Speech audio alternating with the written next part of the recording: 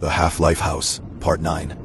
The lead, posted by user ThrowRA Dead Quiet / Life in Dread. Before I start, I want to thank all of you who've stuck around. Your support matters more than I can put into words. Please like, share, and comment. It keeps me going through this and bring you more content. It's been 3 weeks since Ray Mercer disappeared.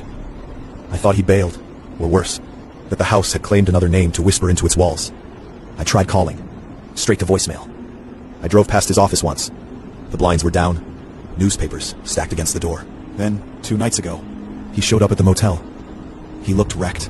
Skin the color of wax, lips cracked, a cough that rattled like glass inside his chest.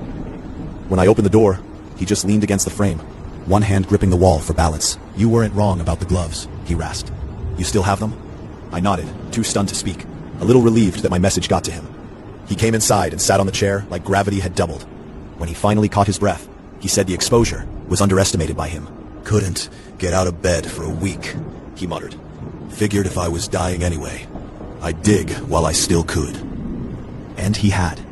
His desk, he claimed, was covered in city records, hazmat disposal files, half-legible manifests from scrapyards upstate. Permits, signatures, all the same rot as before. But there was one pattern. Medical supply shipments. Big ones, years old, routed through shell companies and lost in transit. Every trail circled back within 50 miles of our town.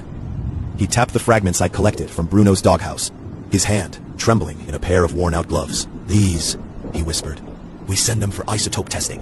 If they match the sample I have, that's proof someone was planting this material. Not negligence, not accident. Deliberate." I asked him who he thought it was. He slowly looked at me, clearly tired and rugged. "You already know," he said. Uncle Stefan's face burned in my mind. The toolbox, the lamp, the 6 weeks he stayed, like a shadow. My jaw tightened, but I didn't say his name. Instead, I asked where we'd send the fragments. Ray gave a thin smile, almost feral. "Not the state labs. They're compromised. I've got someone else." He coughed until he nearly choked, then wiped his mouth with a shaking hand. For a second, I thought I saw red on his palm. "Don't waste time," he said, standing on legs that barely held him. "If this ties out the way I think it will, it won't just be about your house. It'll be bigger. Much bigger." And then he left, slowly but steadily moving into the night, leaving me with the fragments in my pocket and a gut feeling of nausea that felt heavier than the urn by my bed.